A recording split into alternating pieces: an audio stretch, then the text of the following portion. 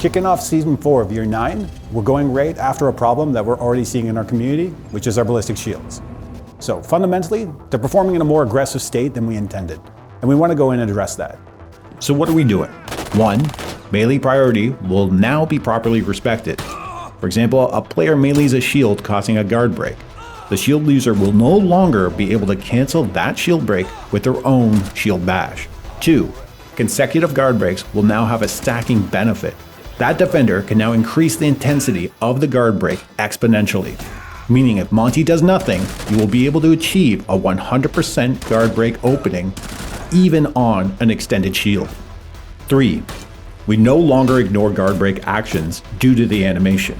For example, you melee a blitz and the guard break animation plays. But as the shield is about to settle back down, you melee it again. Previously, that second melee would not have connected and the guard break animation would have completed with the shield settling. But now, that melee will connect and the guard break will be reset and have that increased intensity as mentioned before. Now jumping onto the shield mechanics themselves. Suppressive fire is a tool to stop shield users from sprinting and closing the distance. Suppression will now require less bullets to trigger, from 10 to 5, and less bullets to reach the maximum intensity of suppression from 40 to 20. Maximum suppression lasts for 7 seconds when not receiving any additional damage. The shield bash damage will also be reduced. We're taking it from 65 damage all the way to 0. We are realigning to a core principle in Siege that if you want to be lethal, you must be able to receive lethal. Being lethal means being vulnerable. The last change is that we're modifying the shield collision detection when shield bashing to more closely follow the detection used for knife melees.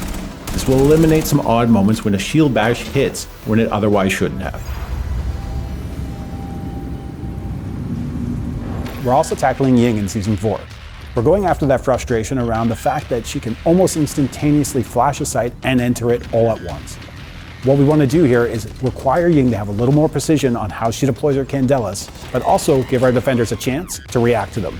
It may be known or may not be known, but you can actually shoot the candelas before they go off, and defenders will now have a bigger window in order to do that. In Season 4, we're looking into Sens. They've had a low presence in the game since they were introduced. We're looking to add a little more functionality and utility to the gadget for more strategic play. The Rue. What can it do now? 1. Sens can toggle it on and off at will. So if the wall's deployed, they can go ahead and turn it off. They can even deploy the gadget off and then turn it on whenever they feel like it. Additionally, the Rue emits a light wall, so it's not a smoke. All gadgets that can normally see through smoke will no longer be able to see through the wall.